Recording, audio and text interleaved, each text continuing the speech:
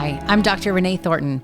Welcome to the Leading High Performing Cultures podcast, where I get to share with you the journey that we're on, building, investing in, measuring the efficacy of leading high performing cultures in the mission critical profession. I actually have our first set of data to share with everyone, which is why I was waiting to start the show until I did. And our data sets the results are really crazy. They're astronomically good. So I'm super excited. Just imagine what you would do if you had $3.2 million to spend in any way that you decided was, good for your agency. Well, pretend there were 5 of you and you had $3.2 million collectively, I guess. So today I want to talk about or share with you and reveal to the world the systems that actually saved 5 mission critical leaders $3.2 million in 1 year. Yes, 1 year. The culture change process. Okay, this is something that I tell a lot of people, so if somebody's promising you culture change within a year, I've got some oceanfront property in Arizona you can buy if you're interested. Because culture change is not that fast. It does not. It takes time. It takes effort. It takes dedication and lots of systems and tools. So the average agency we're anticipating will reach a high-performing culture status within a 3 to 5 year time frame. I'm going to shoot for 4. I would be super excited with 4. So if it doesn't happen by the 3rd year, I'll be totally cool with that. But the data sets and the transformational process that we've already seen take place has been remarkable. High-performing culture is a place where the leader is influencing the entire workforce in a positive direction with a clear strategy and a clear tactical plan where every member of the agency feels like they fit, like they belong, and like they're doing the job they were intended to do. It's a place where you have a general sense of well-being just being around. And it's a place of professional credibility where the service that's provided to the community is stellar and second to none, and a place where everybody is really proud to be a part of the overall mission. Everyone's living out their why. So a high-performing culture is a high bar. And if you know anything about me, I don't do anything mediocre. My team at Pathfinder Resilience, we love the high bar. We like to challenge the status quo. We like to push the envelope. We like to push people outside of their comfort zones, and we do everything based on the data that we have at hand and the evidence that shows us what works and what doesn't, specifically inside a mission critical profession. Because let me just be honest with you, what works inside of a corporate environment does not necessarily work inside of a mission critical environment. The game is a totally different one. The stakes are different. The reason behind the work is different. And the people who are drawn into the environments are also different. And so we need to make sure that we're measuring inside of the space that the tools are intended to affect to see if it works or not.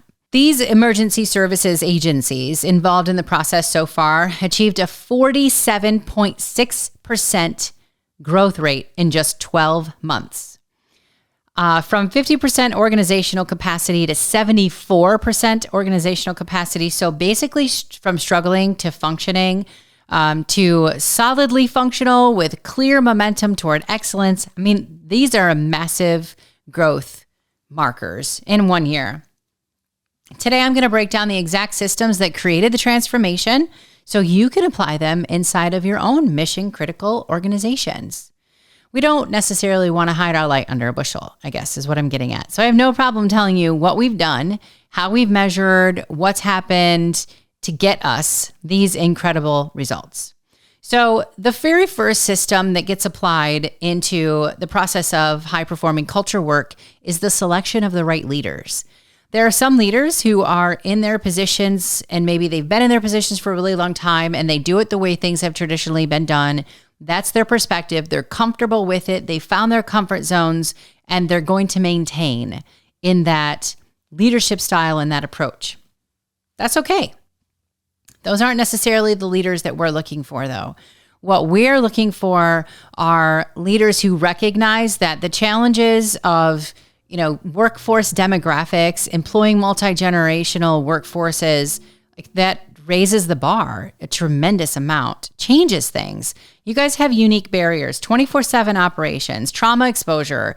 There is a resistance to the traditional hierarchy. And in our youngest generations, that resistance is very real and felt at pretty much every step of the employee journey. So we literally started with looking for the leaders, because not every leader can really handle this level of transformation, nor do they all want it.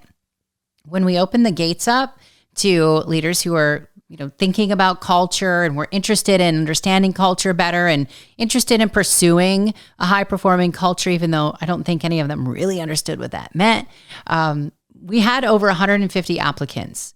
And sorting through that pile was a significant challenge. But it was something that was so worth it, because curating that group of people requires an understanding that we do need leaders who are interested and willing to be pushed beyond their comfort zone. We need people who are still open to being surprised and delighted. We need people who aren't so arrogant that they think they already know everything. We also need people who genuinely do want to see the profession changed for the better. We need people who don't look at the younger generations through this lens of, hatred and disdain. And we really needed leaders who we could invest in, and we could see the fruit of our investment. So there were a lot of things that we were kind of taking into consideration when selecting our first cohort of leaders. And even though, we did select 10, we still have 6 who are actively involved. 1 who's retired, who we think will probably come back and help us out. But, we did have a few who are just like, yeah, this is totally not for me. Not interested. Thanks, but no thanks. I think for some, the truth hurt a lot. And so when we did current state assessments and they got some feedback that was really painful to hear, I don't think they wanted to go through that process more than once. And, to be a part of this experience, you have to be willing to open the floor up for your team to tell you the truth about what's going on. So, baseline data was something that we collected, and we collected it a year in. And it opens the field up to your entire workforce to tell you the truth about what their perception is and what their experiences are in the workforce every day. So the selection criteria for the leaders was really much more of an attitude and, maybe even like a state of mind where they were in their life at the moment. So we picked some really amazing people, and the 5 who we measured, they're across the aisle. Some of them come from 911, some come from law enforcement, some come from the fire service. Like, we wanted a good mix. EMS, we want to throw them all in there and let them work together, because the journey it's really interesting, and they were going to run into roadblocks that we anticipated. They ran into some we didn't anticipate. But having that cohort, that community of network leaders who are going through a similar journey, I needed them to be the kind of leaders who were going to be supportive of each other, and who were also going to be willing to be vulnerable enough to talk about the challenges that they were being faced with in an open and honest way. And so crafting that initial group, that is so important. And I am so thankful that we got the leaders excited. But also they had to come to us with a certain amount of faith, because they didn't know what they were getting themselves into. And so they had to trust me. They had to trust Roger. They just had to understand that at the end of the day, we were going to maintain evidence-based approaches to everything, and that we were going to introduce them to some things that they had never, ever heard of in their entire lives. And so we'll talk about some of those as we go through the other systems that we applied in our year 1. So the second system is the resilience why discovery process. So once we had our group of leaders, we scheduled each individual leader with one-on-one time with me. Now, I'm sure you've heard of Simon Sinek. Everybody loves Simon. I love Simon. He's such an amazing guy, super, super smart. And he's very humble about it too. If you actually heard him talk about how he stumbled upon or discovered the importance of the value of the why, he's very humble about it. And he's like, well, honestly, it wasn't like it was a massive creation or, like an aha moment. It was just one of those things. And I went, oh, so that's what the most successful companies in the world are doing. Why didn't we figure this out sooner? And he's just a wonderful communicator and such a powerful storyteller that it just comes out so naturally when he shares it. And everybody is drawn to him. I am drawn to him. I love listening to him. And I love the way he articulates things to people. And so I've always been drawn to his why discovery process. I have been through the journey myself, but I just kind of take a bit of a different perspective on it than he does. And that's not wrong. It's just different. And the reason that it's different for me is because I am sort of the survivor of a multitude of adversities, we'll say. And I've also, I've come up in the military and I serve inside of the public safety community. And so people who are mission critical, in my experience and based on my perspective of them, even the science and the data fleshes this out. So I guess it's not as much my opinion as it is a reality. We're different. We see the world through a different lens. At the end of the day, we're not trying to increase market share. We're trying to improve human impact. And when you're driven by those kinds of markers, like those kinds of soul connecting realities, everything about you is different. And your perspective is different. Your willingness to sacrifice is different. Your needs are different. We are a unique animal. And, I know that there are a lot of people in the profession hate when I use that word, like, oh, you're so unique. Well, you are unique. There's only 4% of the global population who can successfully navigate the high stress, the traumatic experiences, and the challenges inherent in mission critical work and not walk away with a psychological problem or have to quit early in the career. And so we already start at a 4 percentile. Like, that's pretty unique, okay? So like it or don't, you're among a special populace. So when I approached the idea of investing in the leaders, the first gift that I wanted to give them was a better understanding of their uniqueness factors. And so we scheduled one-on-one sessions. And what I did was tailored a why discovery experience focused not necessarily on the outcome, but on the journey. And as I started to listen to like the childhood experiences, the things that they'd lived through, the things that they had to overcome in their professional careers, the things that really mattered to them, the things that made them really proud of themselves and the people they love, it became very clear that what I was after wasn't necessarily a broad-based why statement.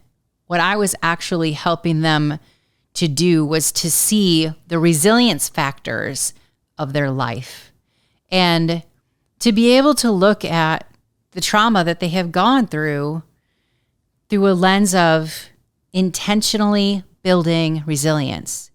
Even if they didn't know it, even if they were not consciously aware that that's what they were doing, one of the things that definitely unites these leaders, that I am 100% sure I have the right group of people, is the fact that every single one of them has taken an attitude of intentional resilience building, even subconsciously.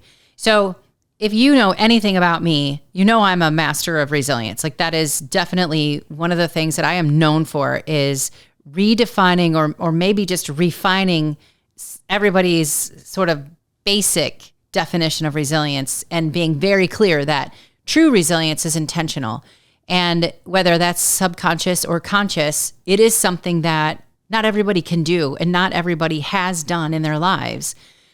True resilience comes from looking at a situation, an event, through the lens of what can I learn from this experience to make me stronger in the event I am faced with something similar in the future.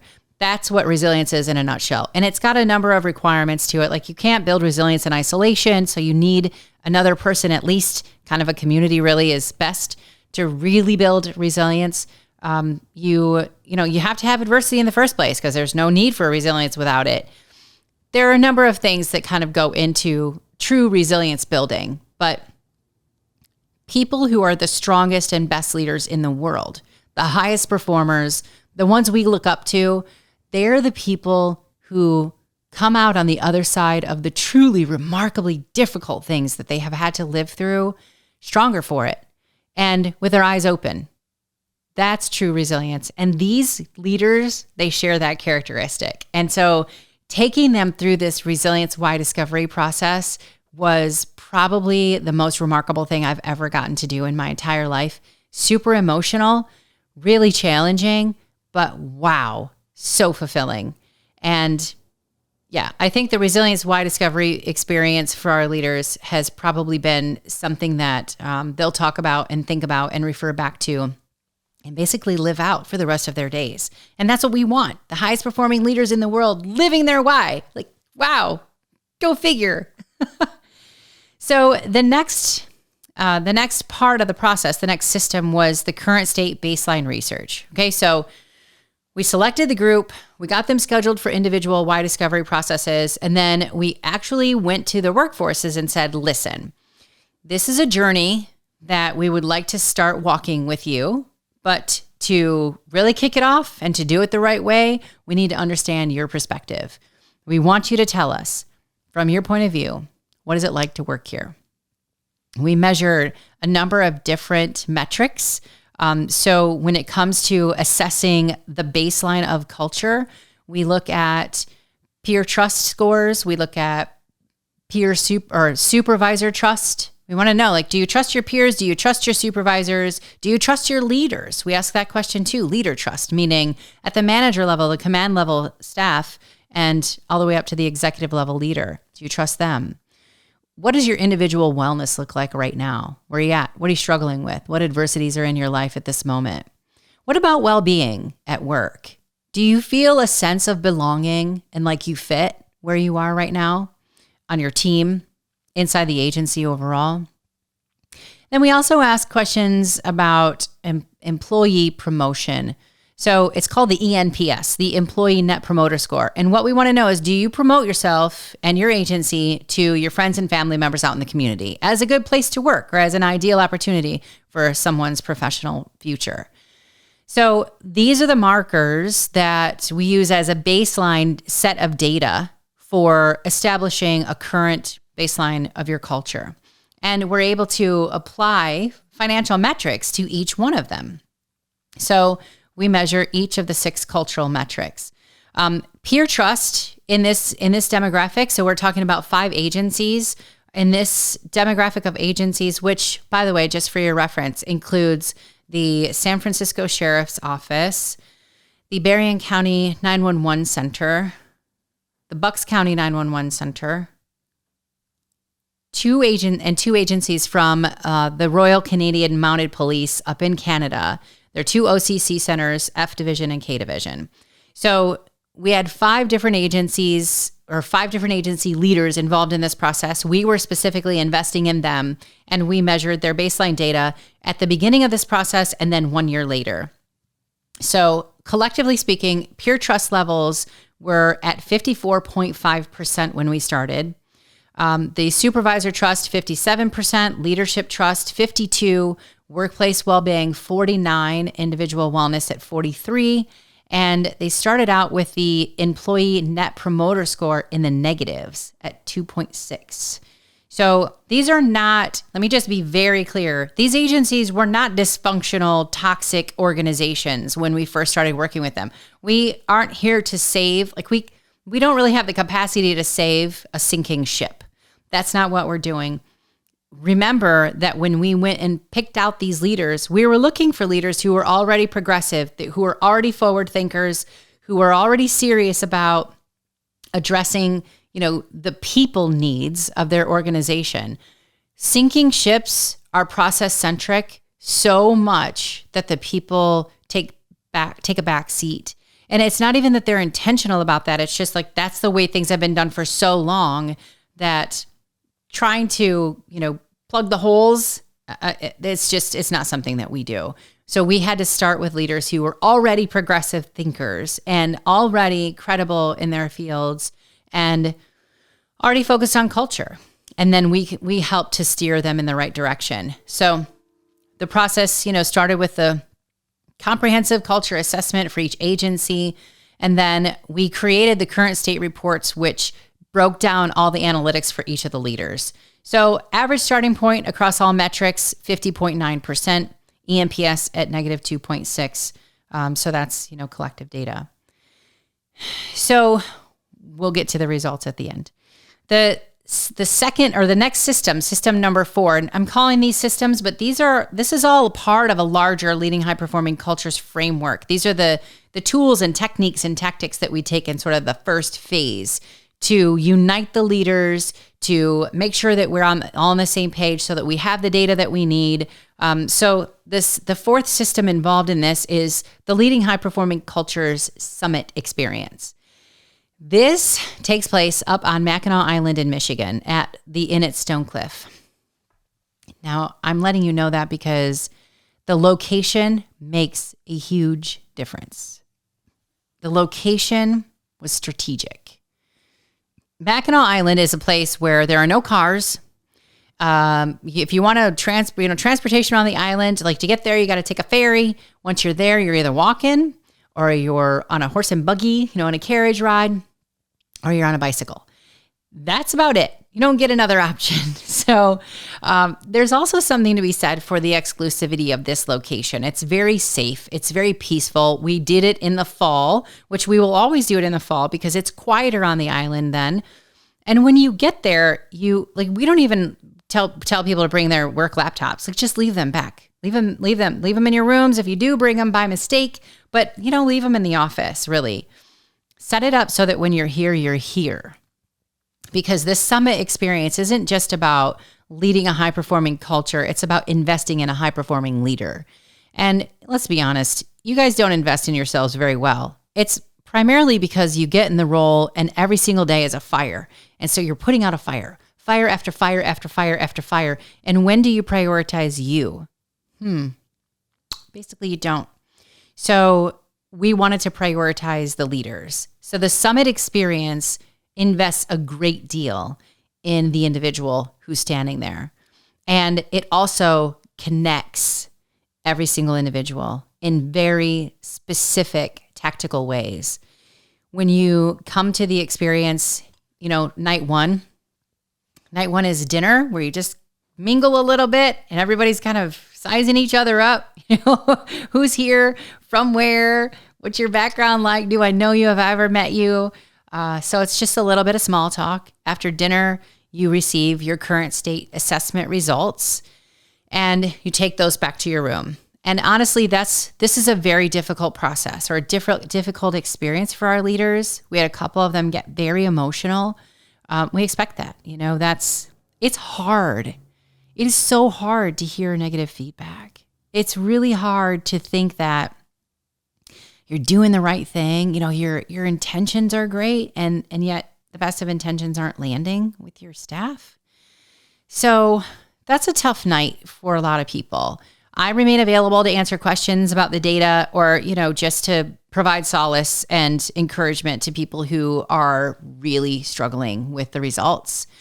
And the first thing we do the next morning is we get up and we focus on our individual needs. So Roger Rugi, who is the Assistant Director of Leading High Performing Cultures, he starts us every single morning with Wake Up with Roger. And his whole purpose is to bring restoration to the soul of each individual who is exhausted and who is there and has very clear needs.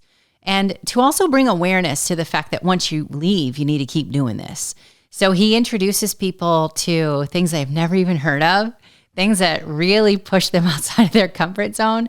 We had one leader who experienced it on the first morning and almost left. It was like, this is like some woo-woo kind of, mind. I don't know what this is, but I have never experienced this before and I'm not sure I want to. And he was really kind of creeping out. But he stuck to it, and now he is one of the people who practices the woo-woo the most. And so I love him so much for that, because he was vulnerable enough to be honest with us and tell us how uncomfortable he was. But then he was courageous enough to openly and honestly acknowledge how impactful those resources really were, and how kind of shocking, I think, the realization came to him, how out of, just like out of center and out of balance he really was. And I think that's a realization that every single leader had when they came to the summit experience. It was like, wow, I had no idea I was that tired. I was that burnout. I was that emotionally withdrawn or detached. And we bring them back to this really healthy place of self-expression. I know that probably sounds crazy to some of you. I won't dive any deeper into it. Suffice it to say, everything we do, there is an element of restoration to it, because we expect a lot, an incredible amount of self-sacrifice from our mission-critical leadership. And we, as a profession, have traditionally done a terrible job of teaching them how to replenish what they pour out into other people. You cannot lead from an empty vessel, and yet we have leaders all over the world who are leading from an empty vessel, and they should not be. The thing that we have found that they do is what we told them to do. Make sure that your people are taken care of. Make sure they have resources. Make sure there's a peer support system. There's a chaplain service, that you have a wellness unit, blah, blah, blah, blah, blah. But what we have not done successfully is to give them the tools they need to take care of themselves. We have not made that a part of our professional culture. And so, yeah, I get like our influence was on 10 leaders that year. And so that's like a small little pebble in a massive ocean of leaders who need the support. But we got to start somewhere. And so that's where we started. So we start the day with, the wake up with Roger. And then we really do focus in on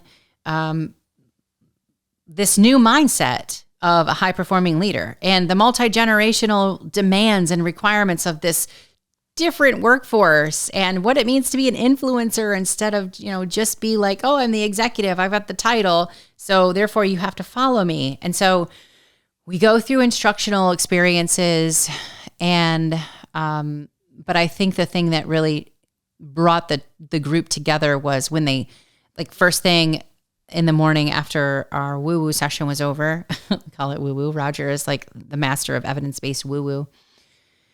We, around the table, one at a time, shared our individual why statements. And wow, what a connection. I think it was expected that there would be more than one leader there who had the same why statement, and none of them did. I mean, they were complimentary for sure, but they were not the same, not even close to being the same.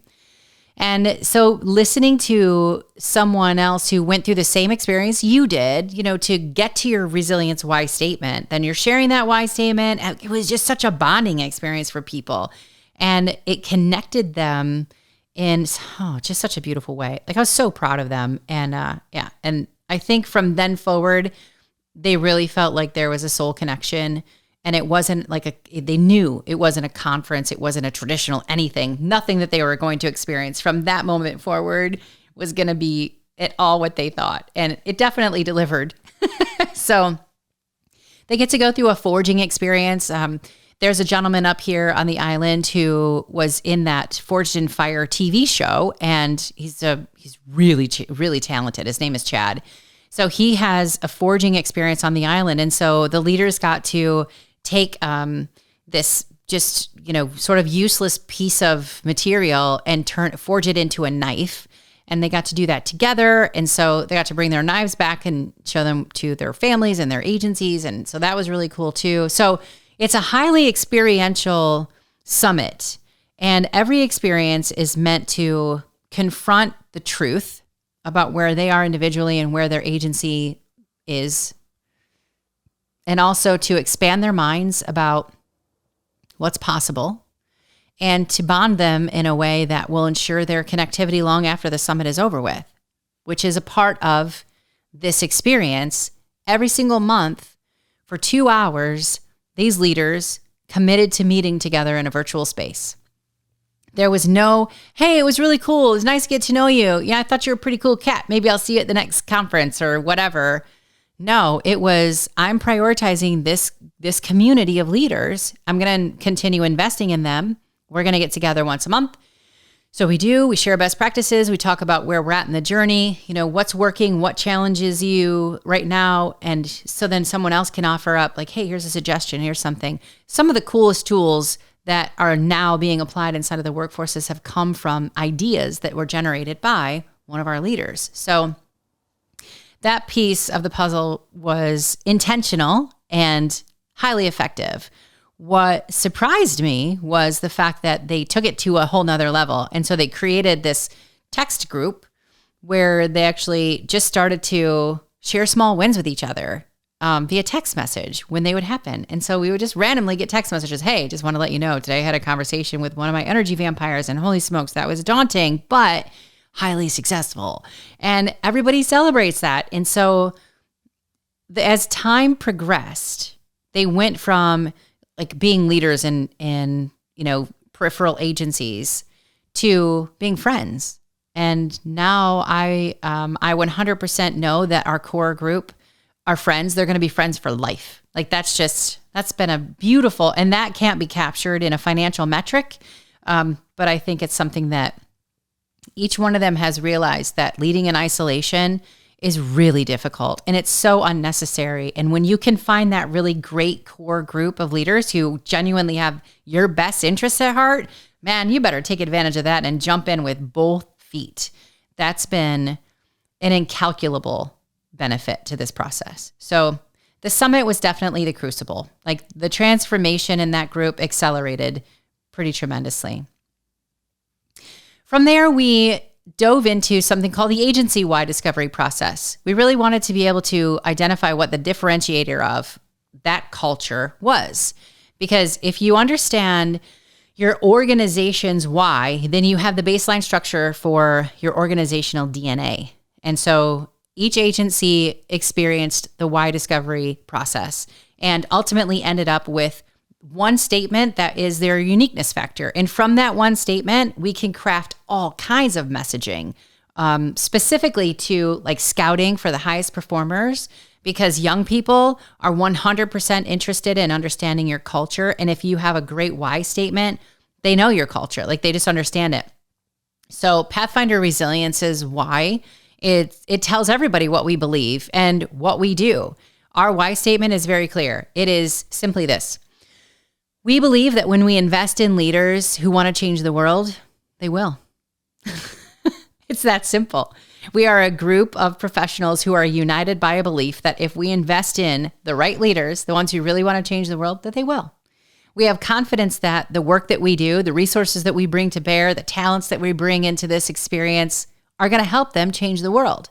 Like that's a level of confidence that very few agencies really have. And I think that's a cultural differentiator. It tells anyone who wants to know what is it like to work with us, exactly what it's like to work with us. We have a very high bar, but we bring the best of the resources to the people we choose to invest in. So that's a pretty awesome statement. And every single agency has a why. And to get to that why statement, the journey has tremendous impact on retention. I'm telling you what, the San Francisco Sheriff's Office why discovery experience is really going to become the stuff of legends. I'm not even kidding you. We went into that experience with people who were upset about having to go into like a classroom, training environment because they're short-staffed and they're mandated overtime and they're really struggling with like burnout and frustration and exhaustion. And I completely get it. And then the sheriff is like, okay, so I want you guys to participate in this why discovery experience. And people didn't know what they didn't know. So they were unconsciously incompetent. But on top of that, they were upset because they were like, great, so you're going to force me into a training class? Even though it wasn't forced, they were actually selected. It was we knew it was going to be an exciting experience. They just went, okay, great. So I'm going to leave my workstation to someone else, which leaves us even more short-staffed to go into a what again? So we actually had this one particular group of people. It's not a class. It's really, I hate using those terms. It was not a training. It is an experience. Everything you do with us is such an experience. But anyways, we had this group of people come into the training room. And one woman in particular, just absolutely stunningly beautiful. I mean, you know what? You see her, she literally looks like she should be in Hollywood in movies. But she's sitting in the back and she's obviously perturbed. And her hands are crossed, and she's giving me the look.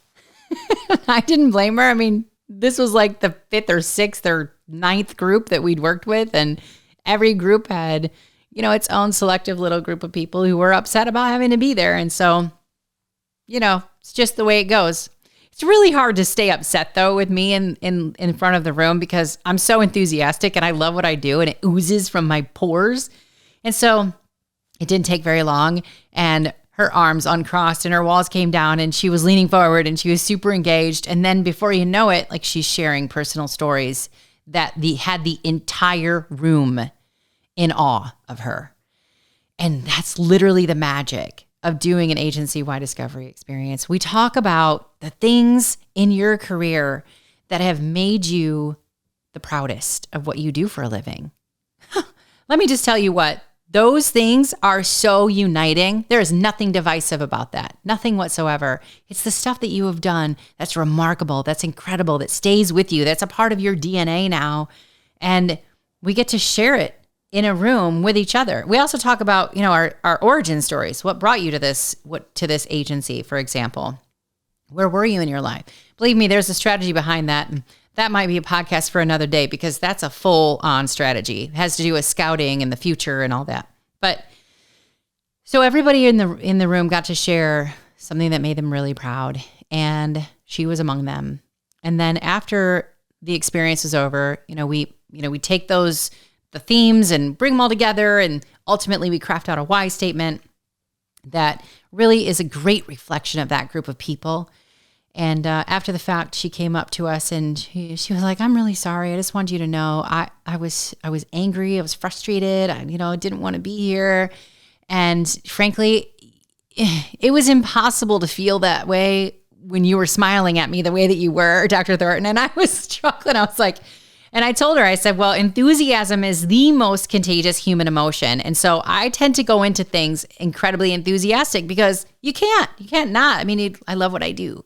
So she goes, well, your enthusiasm was definitely contagious, but it was more than that. Like, you are genuinely happy to be here with us. And we don't get people who are genuinely happy to be with us very often. And so she just said, I want you to know, like, this has been the most powerful experience of my career. And I've been doing this for 24 years. Whew. Boy, that rocked me back on my heels. I was like, what? Oh my word. How could this have been the most powerful part of your 24-year journey in this profession? Like, we are just, we're failing our people in so many ways. Like, they should feel proud of the work they do so more regularly than this. Okay.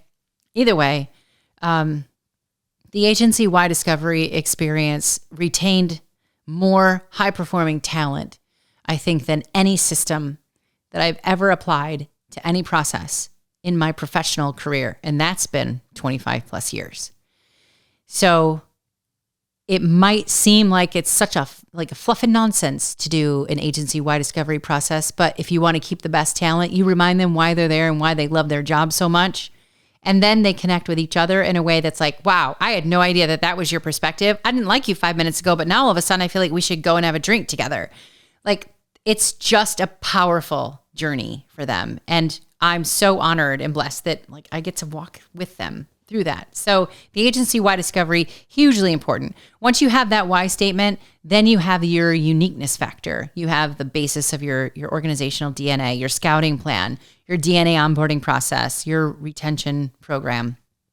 It's all born of the agency-wide discovery. So the sixth system that we applied in this process in the last year is the Navigating Adversity Performance Improvement Toolkit. So if you have heard of me, you have heard me talk about navigating adversity. And yes, this is a multidimensional approach to prioritizing performance through self-care. It was built specifically for mission-critical professionals. The subject matter experts who deliver the material are from the mission-critical field, most of them have lived through some incredible adversity themselves, and like their expertise was really born out of need to dive into that area. A lot of resources that are really focused on performance enhancement or performance improvement or self-care or wellness are pretty, I won't say bland, but I will say they're unidimensional. It's either like a physical health regimen that people push and support and promote, or it's, maybe like spiritual survival or emotional regulation. It's usually one or two of the 8 dimensions. Navigating adversity covers all 8. And it took me a number of years to build that framework because I wasn't convinced that we'd exhausted the human condition just by talking about physical health or emotional health, or even physical and emotional, or physical, emotional, and spiritual. Like, I knew there was more to the experience in this life if we really wanted to give people the tools that they were going to need to maintain their psychological skills for the long term.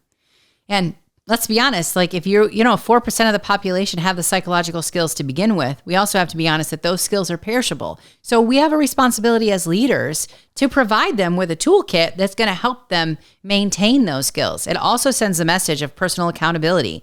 When you came into this career, you brought with you very specific set of psychological skills. We expect you to maintain those, to build upon those, to maintain your performance. And we're going to give you the toolkit to make sure that you're successful in that. That messaging doesn't exist in most agencies. And so that was the shift that we made with our leaders. We said, listen, the thing is, you'll only ever perform to your highest level of health.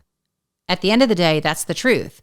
So if you want to create a culture where performance is prioritized and where personal accountability to an actual standard is a part of the process, then you're going to have to message it out differently, acknowledge the skills they brought in, admit that, we haven't done a very good job, for those of you who've been working with us for a number of years, of helping you to, not lose those, but we're going to fix that. And so navigating adversity, that's a protocol that needs to be a cultural protocol. It's the only resource to date that I have ever seen result in the ability of a person who's really applying the tools to reduce their adversity levels. Like if they're struggling with depression, when they start working through the Navigating Adversity Performance Improvement Toolkit, at the end of it, their depression symptoms have decreased significantly. We measured all of this stuff. We've measured and monitored all of it. So depression, anxiety, stress, organizational and operational stress, compassion fatigue, substance abuse, relationship problems. We have actually measured the baseline markers of those adversities, which, by the way, are the most common ones that mission critical professionals will face in their career. We've measured those against the impact of intentionally activating these resources inside of each of the 8 dimensions. So the 8 dimensions, for those of you who aren't aware, this is your human experience, by the way. So you really should know what aspects of human experience affect your overall wellness. So here they are. Your physical acumen, meaning your physical strength, your cognitive flexibility, your emotional regulation, your spiritual purpose, your financial stewardship, your social engagement, your professional networking, and your psychological capital. Those are the 8 different aspects of what it is to be a whole, healthy, thriving human being. So if our wellness programs are kind of being treated like a box check and they're only covering 1 or 2 of those dimensions, then you can't be too upset that they're not as effective as you otherwise would expect them to be, especially given how expensive they are. And I get that there's a stigma associated to that. And the whole idea to applying Navigating Adversity as a cultural resource came from the San Francisco Sheriff's Office. Sheriff Paul Miyamoto was the first leader in North America to mandate a full 8-dimensional self-care training resource during COVID in 2020. And what we learned when we were rolling that out and mentoring their teams through that experience was that the fact that it was mandated through the entire agency, which believe me, mandation comes with its challenges, okay? A conversation for another time, and trust and believe you're going to know what those are before you try something like this. But because everybody was doing it all at the same time, the stigma behind this idea of actually activating the resources inside of it deflated tremendously. And the common language around self-care and wellness, it changed inside of that workforce environment. And instead of talking about like mental challenges or mental health stuff, which we don't even use those terms when we work with people in this performance enhancement space, because we're talking about preventing it. We're talking about proactive care. You know, we want to proactively care for ourselves so we don't actually have to deal with a mental health problem later. But the conversation, the common language changed so much that they were actually talking in terms of investing in specific aspects of their overall wellness capital. So like one of the conversations that was shared with me took place when somebody had gone into the break room to get a drink. Somebody had actually walked up to them and said, "So how's your social capital? Because I know that you were struggling with this relationship last week. We talked about it and I just want to do a quick check-in." And so people started changing their language around like the whole human experience. And the fact that it was rolled out as an entire cultural artifact just, emboldened us to say, when you're going to lead a high-performing culture, this kind of performance toolkit needs to be a part of your culture. It needs to be embedded in it in every way. And so we spent the year, and it'll be a continuous process, I assure you. It's not like it's been accepted wholeheartedly by everybody, but that takes time. But in the first year, the impact has been absolutely incredible. So navigating adversity, like a whole person approach to performance management has made a significant difference. And then the seventh system, and this was kind of the final piece of the puzzle for that phase that we really got to, was the strategic scouting plan. Now, you're going to hear a lot about scouting because I've been talking about scouting now as opposed to hiring and recruiting for a little bit of time. And I do have a tendency to start new fads inside of this space. So, navigating adversity was the first virtual, confidential, accessible via an app toolkit that was multidimensional in the entire world or universe of wellness. And the next thing you know, everybody's talking about self-care and, the 8 dimensions, and it's okay. I'm a pioneer like that. I don't mind. But then I started talking about culture. Next thing you know, everybody's out there talking about culture. Well, I started talking about scouting about a year ago, and I'm going to start hearing that any day now being the priority. And that's totally cool because I get that I was put on this earth to be different. I'm okay with that. Okay. So the strategic scouting plan, this was something that we created for each one of our agencies after they went through the why discovery process, because it's important for a mindset shift to take place inside of the public safety world. For so long, we have been okay with kind of treating the work that we do as a mundane, this is just what we do. This is just the job. And one of the first things that I heard when I started working inside of the space, just listening, I wasn't really working as much as I was just listening. I was creating the DNA onboarding program actually that exists now inside of leading high-performing cultures. And I wanted to sit through the experience of a new hire. And so I sat in the classroom, and then it was probably 3 days after the classroom experience ended and the new hire was out in the workspace, and she had confided in me that she was nervous about a particular kind of call. We were in a 911 center. She was nervous that okay, when this call comes in, am I going to remember the protocols? Am I going to remember what to say when? Am I going to sound like I'm reading? I don't want to sound like I'm reading. I just want to be there for whoever that person is, right? And so the call came in, and she took it. And she navigated that sucker like a champ. Oh, man, I was so proud of her. I just was sitting there beaming, like a mom. And I don't even do that job, but I knew that was going to be something she was going to struggle with. And so she shared, or she had navigated that call, and she hung up and did this little dance, not a big celebration, not woohoo, look at me, I'm amazing. But she did this little, sort of the touchdown dance. And one of her peers in the room saw her doing it and looked at her and said, knock that shit off. This is the job. You're going to do it every day. You don't celebrate it. And her countenance changed in a moment. She went from being so proud of making it through, the classroom portion of the training experience and getting out on the floor and overcoming her first major psychological hurdle, and enthusiastic about this crazy career that she gets to be a part of, and just thrilled with her own performance and hopeful for the future, to hating her job. Hating her job. It took about 2 weeks before she quit. And I realized in that moment that we have done ourselves a massive disservice. And one of the reasons that we're struggling so much with staffing is this right here. Because while enthusiasm is definitely the most contagious human emotion, bitterness is the second most contagious human emotion.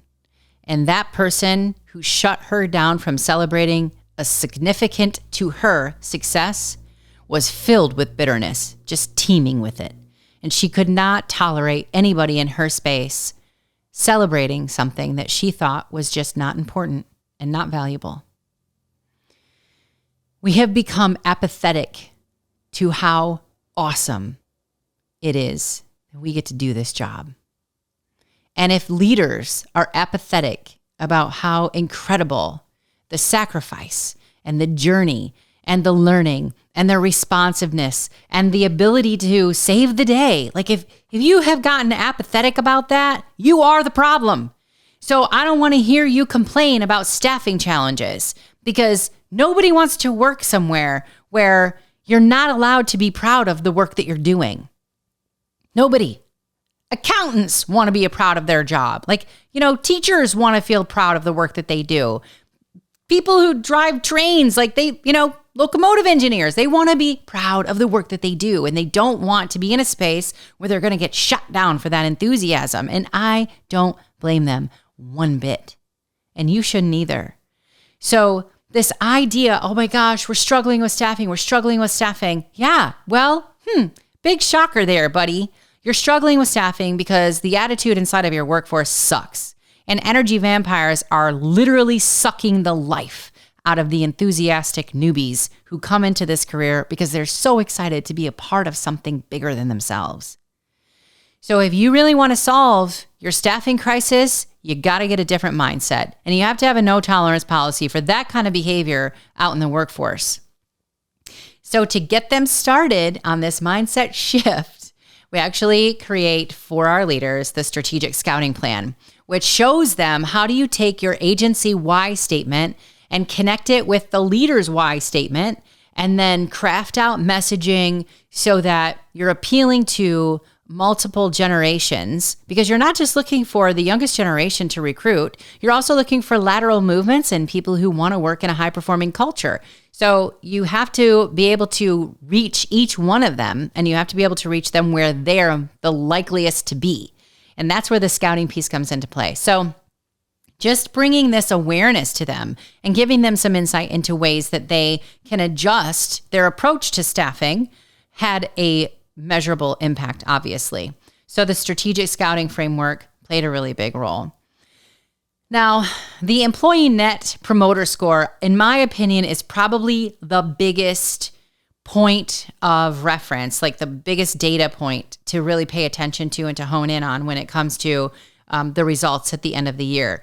Yes, we saw peer trust improve. We saw supervisor trust improve. We saw trust in the leadership improve. Yes, we definitely saw improvement in self-care, 100%. I mean, it was a massive growth. We also saw well-being improve because, like I said, the agency-wide discovery process reminded so many people why they were where they were, why it was worth staying there over the long haul instead of, looking for other jobs. But the ENPS connection is super important because staffing is such a problem. And your number one staffing tool, like it really is, your number one staffing tool is word of mouth from the people who are already there. So if they're angry about their jobs, they're not liking their jobs, they're feeling negativity in their workspaces, they're not going to be out there telling the world, hey, come and work here. We really wanted to see what kind of an improvement that would have. So the ENP, Employee Net Promoter Score Transformation, I went from negative 2.6 last year at the baseline to this year, it is now 23.5 across those 5 agencies. That's an improvement of 26.1 points in 1 year with 7 different system changes that took place inside of this experience. Isn't that amazing? I mean, I looked at that number and my jaw literally dropped. So that's a $500,000 annual value. Recruitment cost reduction of $223,000 because you have a 35% faster time to fill positions. Quality of hire improvements, $85,000 can be applied to that. Referrals from promoters stay 25% longer. So we're also talking retention in that one. Negative reputation cost avoidance. This one's huge, $140,000. Detractors dropped from 27% to 15%, meaning when we started this, 27% of those 5 leader workforces were basically telling people, don't work here. You don't want to work here. They were actively detracting people from the idea of coming to work there. That dropped to 15% in 1 year. And employer brand competitive advantage, which basically says this: if you are in a city that has multiple public safety opportunities for a new candidate, you need to be putting yourself out there, positioning yourself in a way that heightens their awareness of you and makes them want to come to work for you as opposed to one of the other ones.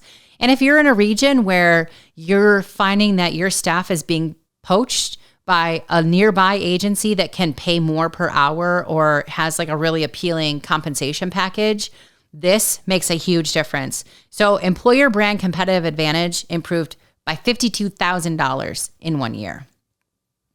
So the systems that are in play, they are compounding interest, okay? When we talk about leading a high-performing culture and really diving into this process, I tell everybody it's a capital investment. This is bigger than building a new building. It's bigger than buying $1 million fire truck. Because what you're doing is creating compounding interventions and applying them into your workforce environment. And the goal is for those systems to bring you compounded interest. So the whole is definitely greater than the sum. So selecting the right leaders, discovering their authentic resilience, measuring current state objectively. So we actually have a baseline of data from which to work, which, by the way, is all part of the investment process in leaders because I want them to be able to lead up. And if you have data that supports the decisions you're making and the strategy that you're pursuing and the monies that you're putting into different things, then you're a stronger leader in their eyes for sure. So you're backing up your decisions with data. Who doesn't want that? I think it's amazing. We're transforming the leaders through immersive experiences. We are equipping them with evidence-based tools. Like literally everything we do comes from some sort of research. So it's been tested and measured. And we're sustaining it through strategic talent systems. Like we invest in human capital at every turn. So in one phase, just in 1 year of the first phase, we invested in leadership, we invested in performance, and we invested in the human capital aspect of our workforce environments. That's like the beginning of the leading high-performing cultures experience. And there are still 4 other phases or 4 other areas of investment that we make over time. This is just the first one. So leadership, performance, and human capital. All right, so timeline reality, $3.2 million. That was huge. Like a conservative 3-year projection would be 9.6 mil. I would like that. Optimistically, it'd be 11 for those 5 agencies. So, the whole point of this is I'm hoping that this is getting your mind open to this idea of putting people over processes and the way that investment really takes a stronghold in your financial stability for your organization. Every 1% improvement in organizational culture, every 1% improvement in organizational culture equals $133,000 annually for a cohort of this size. That's a huge thing. 1 point of peer trust is worth $28,000. 1 point of supervisor trust is worth $36,000. 1 point improvement in leadership trust is worth $42,000. 1 point in workplace well-being, belonging, fit is worth $35,000. 1 point of individual wellness, well-being, $58,500.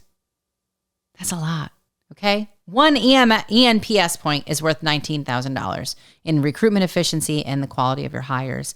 So on a day-to-day basis, diving into like truly investing, building, withstanding the challenges involved in leading a high-performing culture. You have fewer operational errors that are endangering lives. We're reducing conflict that drains emotional energy. Oh my word. If you are leading in a public safety agency, you know that you have a job because of the people problems that are brought to your attention. We're establishing better mentorship that develops the next generation of leaders. We're successful with change initiatives instead of passive resistance. Like, this is so cool. This was one of the things that came out that I didn't really expect and I wasn't even watching for. But so many of the staff actually thought that this was going to be a flash in the pan. Like, their leaders weren't serious and they weren't going to stick with this. Some of them were proven correct. But in these 5 leaders cases, they were proven wrong. And when they finally realized their leader wasn't kidding, like this wasn't a flavor of the month, really cool, once in a bringing Dr. Thornton in and then she's going to be gone and we can just go back to the way things have always been. When they realized that that wasn't the case, it was like, the change initiatives were taken to a whole nother level because they got engaged in it, because they really started to believe like, holy cow, our leader means it. That was awesome. We had staff who show up fully present instead of just going through the motions. Can you imagine that every single day, having staff come to work fully present instead of just like, oh, I'm here because I have to be here and I just want my paycheck. We're seeing high performers stay instead of leaving for better opportunities. I mean, I'm telling you, when you have the level of enthusiasm being infused in your people, they don't want to go anywhere else because, they're kind of excited to see what's coming next. I can't say that I blame them. And then you start to see quality candidates because like they start to hear about you and they're understanding there's something different about them. Like, I want our leaders to have the kind of workforce culture that other people look at and they hear about and they interact with and they go, man, I don't know what in the world's going on over there, but I want whatever it is that they've got. Like, I don't know if they're drinking from a different pond of water or whatever, but I want access to that because there's something about them that I can't put my finger on, but I love it. That's amazing. So I guess, that's, to me, I'm really excited to share this with you because I wasn't expecting this level of improvement in 1 year. In fact, I told all the leaders, my expectation is a 10% improvement. I get the bar was pretty, for somebody who sets a high bar, that was a pretty low bar. But we'd never measured culture change before. Nobody's ever measured culture change before. And so being the first, I was just genuinely trying to figure out, okay, so what should I expect? Like, what? I don't want to dash their hopes, but I also didn't want their hopes to get so high that, they would be like, oh, okay, that's impossible to reach for. So I wanted to pick something that made sense to me. And I thought 10% improvement would be really, really valuable. I think they would love that. And so the fact that we saw the levels of improvement that we did in every single of the measurable areas, I just can't tell you. I'm so proud of them. And I'm really excited to see what happens next. And, phase 2 just kicked off for our core, initial group of leaders. And it's going to be better than phase 1. I expect in phase 2, I expect to see a 30% improvement in their overall culture scores within the next year. So I'm excited about that. You're going to want to hang around because our next podcast is going to dive into the outlier protocol. Okay. So this one dives into the inside system of the $3.2 million transformation, and the insider view is really about the leaders. And so I'm going to introduce you to our leaders and explain to you, what does it mean to be an outlier? Because my personal why is that I challenge outliers Outliers, not just leaders. I challenge outliers to risk what's customary so they can build something extraordinary. Are you one of those leaders? Are you an outlier? I guess we'll find out. So join us for our next episode, the Outlier Protocol inside the $3.2 million transformation.